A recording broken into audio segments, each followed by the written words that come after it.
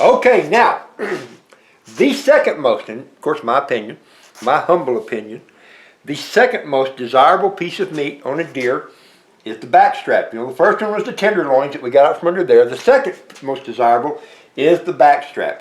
Now this will be a bigger piece of meat. The tenderloins, like I showed you a minute ago, they were tiny little guys. But the backstrap's usually bigger. In fact, that hog I did the other day, good grief, man, the backstraps on that thing were probably close to 2 feet long and about that big around. There's going to be a lot of good meat on those. So, this piece of meat muscle is going to be shaped the same as the tenderloins pretty much. Just kind of a long tube shape. And we're going to start just by making a little cut right over the spine. And then we will get right up in here. And this one, they don't peel out as easy, so I'm going to take this caping knife and just work my way right along the spine here, just kind of following the bone, because I want to get as much of this meat as I can.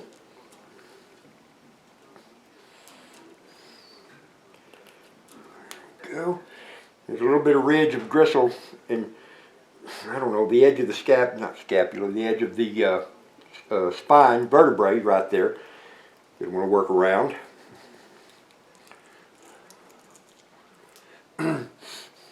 And again, this can be done a lot quicker too. You can just take and make one big fast cut right down through there and you probably don't lose much. But I've got the time, so I'm going to take the time.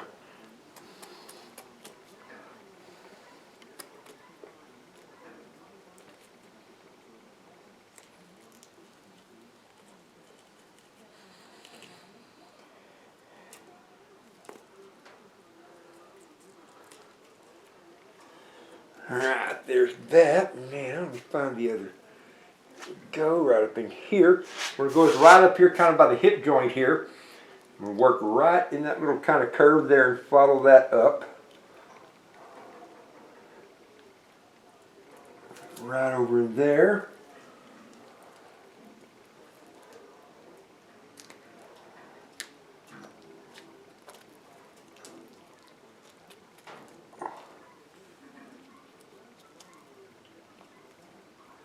There we go, get that top corner loose.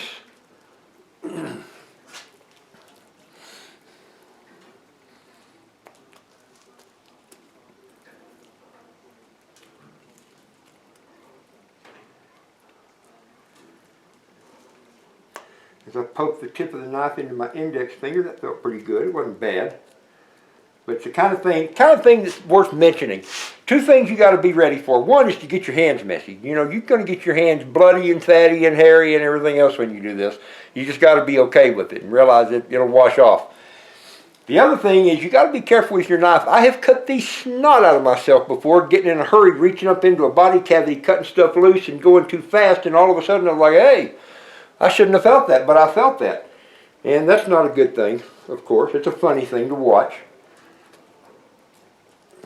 But it depends on which end of it you're on as to just how funny it is. And sometimes it's funnier than other times. Oh yes, oh yes. It's going to be a good chunk of meat here.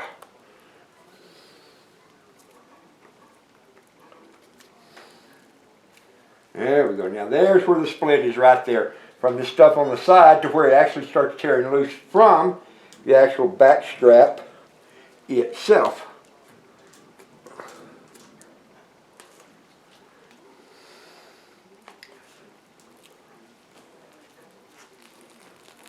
There we go. Look at that. Now it'll peel a little bit. And I'm still going to carve because I don't want to leave any more behind than I have to leave behind. This is a good, tender, tasty piece of meat right here. And I want it all.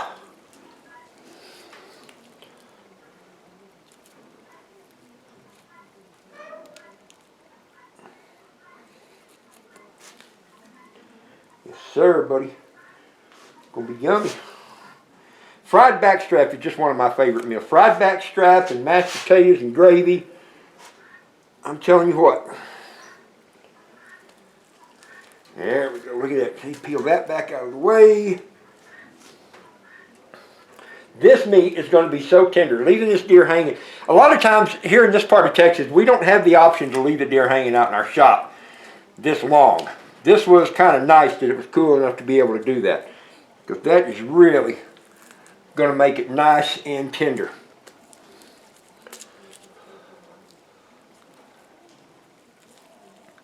So wave the knife around. It's a small knife, right? So it'll only make a small cut. Isn't that how that works?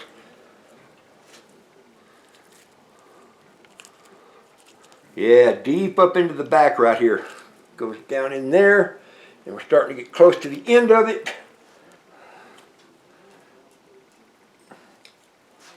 And I'm trying to be camera conscious to make sure everybody can see.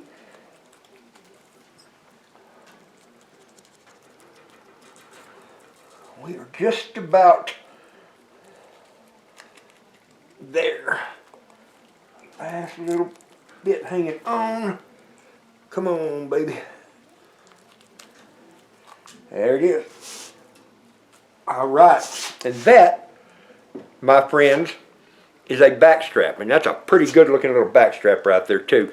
I cut it right there. I wasn't being careful as I should have been, but it's still okay. The way we usually cut these up is we cut them long ways like a sausage and fry them in medallions, but you can do them in strips, or you can, in fact, some people even barbecue them whole like that and then cut them up and eat them. That's pretty good too.